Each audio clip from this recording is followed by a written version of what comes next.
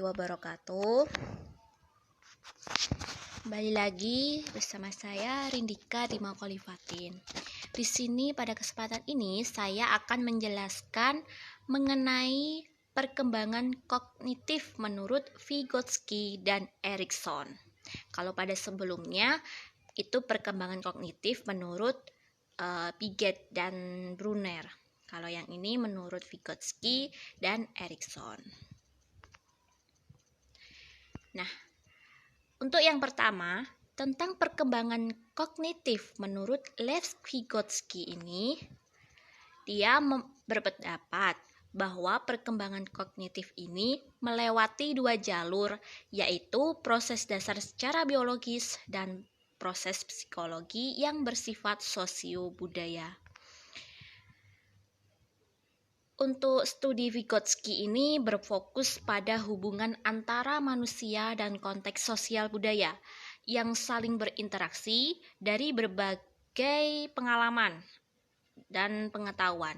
Oleh karena itu, teori Vygotsky ini dikenal dengan teori perkembangan sosio-kultural.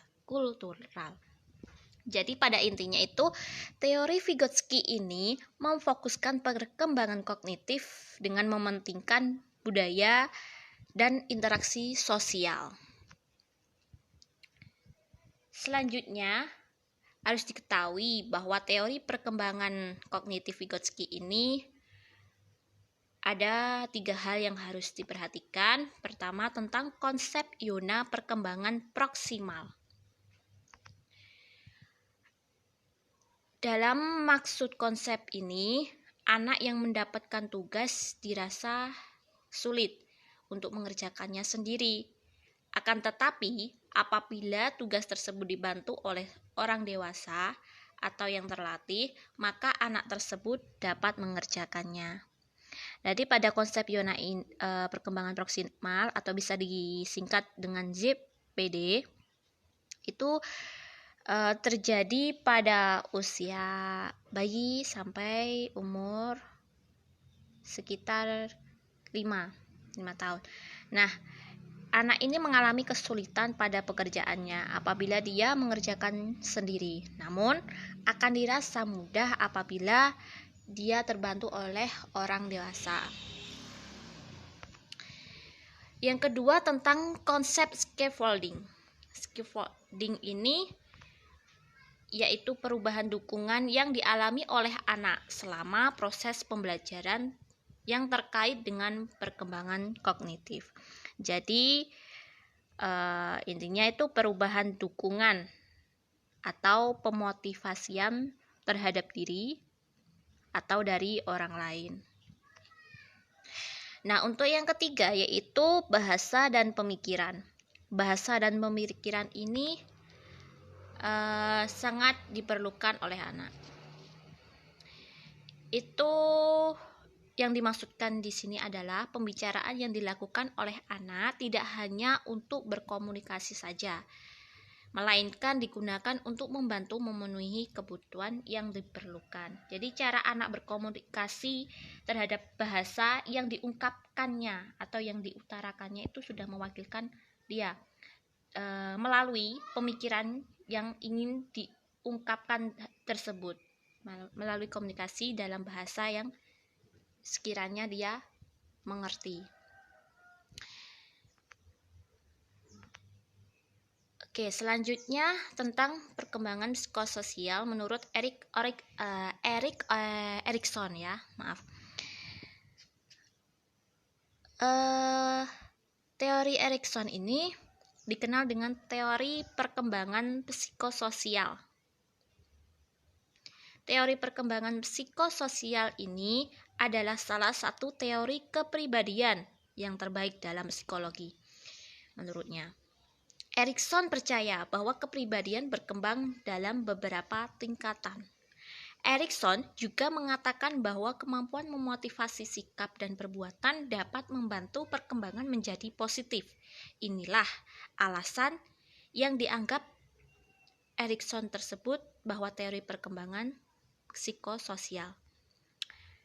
Peran dan fungsi ego itu lebih ditonjolkan dan berhubungan dengan tingkah laku yang nyata. Jadi teori Erikson ini sangat dikenal dengan perkembangan psikososial, yang salah satu elemen penting dari teori tingkatan psikososial ini adalah perkembangan persamaan ego. Maksudnya apa? Perkembangan persamaan ego itu adalah perasaan sadar yang dikembangkan melalui interaksi sosial secara langsung. Nah, untuk tahap, ini 8 tahap atau tingkatan menurut Erikson sendiri. Untuk tahap 1, percaya atau tidak percaya. Maksudnya, keberhasilan anak itu dalam membangun suatu kepercayaan atau kegagalan dalam mengembangkan kepercayaan itu akan berakibat anak merasa takut. Jadi ini terjadi pada usia bayi kayaknya. Anak itu sudah sudah merangsang sekitarnya bahwa percaya atau tidak percaya itu akan berakibat pada masa tumbuh kembangnya anak tersebut. Yang kedua yaitu malu atau ragu. Malu atau ragu ini pada tahap ini dijelaskan bahwa ketika dalam memiliki suatu hak, anak akan merasa ragu karena adanya ketidakpercayaan terhadap hal tersebut, dan akan merasa malu apabila hal tersebut tidak sesuai yang diinginkan. Jadi setelah tahap percaya, antara percaya dan tidak percaya itu tadi. Untuk tahap yang ketiga yaitu inisiatif atau rasa bersalah. Inisiatif atau rasa bersalah ini akan muncul atas ketidakpercayaannya itu tadi. Jadi kembali lagi kepada percaya atau tidak percayanya itu tadi. Nah, jika dia percaya, dia akan berinisiatif untuk memecahkan masalah tersebut. Bagaimana entah itu caranya dia bagaimana dalam memecahkan masalah tersebut. Itu dalam konteks percaya. Nah, ketika dia merasa bersalah karena dia tidak ada rasa kepercayaan pada dirinya sendiri. Untuk tahap yang keempat yaitu tekun atau rasa rendah hati. Tekun atau rasa rendah hati ini biasanya terjadi pada usia 6 tahun sampai dengan pubertas. Nah, untuk pengaruh atau penerimaan dukungan di sini maksudnya adalah ketika anak tersebut menerima dukungan yang positif, maka anak tersebut akan lebih tekun dalam mengerjakan sesuatu. Begitupun sebaliknya. Selanjutnya yaitu tentang identitas dan kebingungan identitas.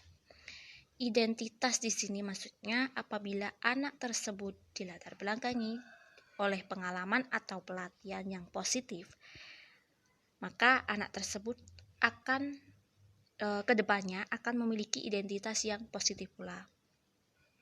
Jadi identitasnya itu terlihat bisa ditebak. Dan apabila pada masa remaja itu tidak diberi jalan masa depan yang positif atau kebingungan dalam identitasnya, itu akan berakibat anak tersebut tidak bisa menganalisis identitasnya sendiri secara jelas, seperti itu. Selanjutnya tentang keintiman atau keterkecilan ya, maaf. Untuk keintiman dan keterkecilan ini biasanya pada usia 20 sampai dengan 30. Identitas yang kuat penting untuk mengembangkan hubungan yang intim. Maksudnya ketika identitas itu jelas bisa diketahui oleh anak tersebut, maka dalam mengembangkan hubungan yang komitmen tersebut akan muncul suatu intim yang sangat baik. Selanjutnya tentang bangkit. Bangkit ini berfokus pada karir dan keluarga. Biasanya sudah yang berumuran sudah itu ya, di atas 30. Kayak 30 sampai 60-an. Seperti itu. Dia bangkit, sudah bisa berpikir dewasa karena dia sudah berfokus pada karir ataupun keluarga. Untuk yang terakhir, tahap terakhir ini menuju pada tahap putus asa ya, maksudnya gimana ya, ini maaf ada tambahan putus asa atau integritas. Jadi maksudnya ketika kecenderungan pada cerminan masa lalu, dia melihat kecenderungan pada cerminan masa lalu. Apabila masa lalu tersebut sangat pahit terhadapnya, maka dia akan putus asa di umur di atas 60 tahun. Kalau ketika di masa lalunya itu sangat baik, sangat dirasa itu baik dan menyenangkan, baik. Jadi pada masa tuanya itu dia berintegritas untuk hal-hal yang baik pula. Seperti itu. Jadi itu saja yang bisa saya sampaikan pada kesempatan kali ini. Semoga bermanfaat bagi kita semua. Kurang lebihnya saya mohon maaf. Sekian dari saya. Wassalamualaikum warahmatullahi wabarakatuh.